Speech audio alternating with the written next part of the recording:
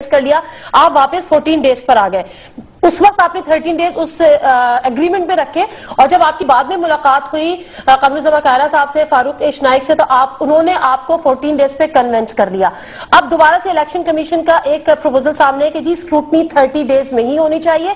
جو حکومت وقت ہے وہ لوگ بھی, جو اپوزیشن ہے وہ بھی اس کو اپوز کر رہے ہیں. آپ کی سٹینڈنگ آج کہاں ہے, 14 ڈیز پہ 30 ڈیز پہ؟ ایبسلیوٹلی 30 ڈیز پر 30 ڈیز پر 30 ڈیز پر. تو بیچ میں آپ کیوں 14 ڈیز پر مانے؟ مطالبہ تھا, میں وہ بتاتا ہوں. اول دن سے مطالبہ تھا. میں نے لانگ مارچ شروع کرنے سے پہلے ہی مطالبہ رکھا کہ پری کلیئرنس کے لیے امیدواروں کی اسکروٹنی 30 ڈیز ہونی چاہیے, تاکہ اس میں ایف بی آر سے پوچھا جا سکے کہ ٹیکس ایویڈر کون ہیں, ٹیکس چور کتنے ہیں. اسٹیٹ بینک آف پاکستان کے ذریعے تحقیقات ہو سکے کہ لون لینے والے اور رائٹ آف کروانے والے اور معاف کروانے والے اور یا ڈیفالٹر ہو جانے والے کتنے ہیں.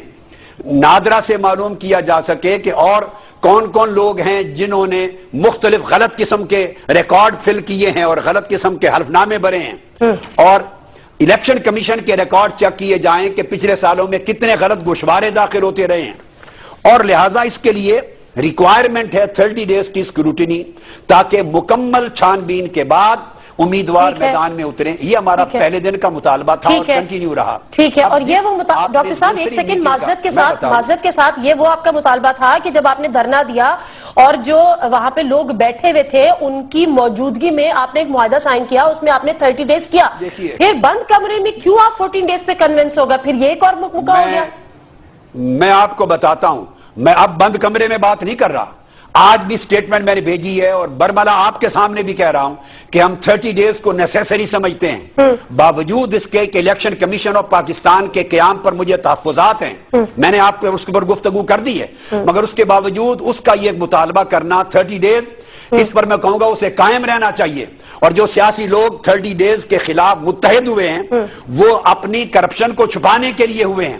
اب جو آپ نے کہا بند کمرے کی بات نہیں, وہ 1-2 منٹ دیجئے میں بتاؤں کہ وہ ماجرا کیا ہوا. Election commission, chief election commissioner کا ایک اپنا سٹیٹمنٹ آیا تھا, میں وہ بات بے نقاب کرنا چاہتا ہوں. میرے سپریم کورٹ جانے سے 1-2 دن پہلے کی بات ہے, غالباً یہ 10 یا 9 جنوری کی بات ہے. اخبارات میں پہلے صفحے پر خبر چھپی, چیف الیکشن کمشنر نے کہا ہم 30 دن کی اسکروٹنی نہیں کر سکتے, وہ 7 دن والی کریں گے. پارٹیاں اپنے طور پر اسکروٹنی کریں اپنے امیدواروں کی. الیکشن کمیشن آف پاکستان کے سٹیٹمنٹ میں انتہائی مایوس کیا, اور یہ بات مجھ پر اسٹیبلش ہوئی کہ اس کا مطلب ہے یہ لوگ مل کر 30 دن تو درکنار, 7 دن پر وہ جو پہلے سے قانون میں چلا آ رہا ہے اس پر متفق ہو چکے ہیں.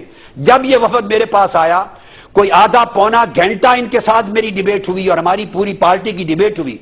وہ 14 دن کی ریکویسٹ کرتے تھے, اور ہم نے میٹنگ کر کے اس نتیجے پر پہنچے کہ 2 راستے ہیں اس وقت. ایک ٹوٹلی انکار کر دینا, ڈیڈ لاک ہو جانا, اور ایک یہ کہ اس وقت 14 دن کو ایٹ لیسٹ لا کی کوریج دلوا دینا.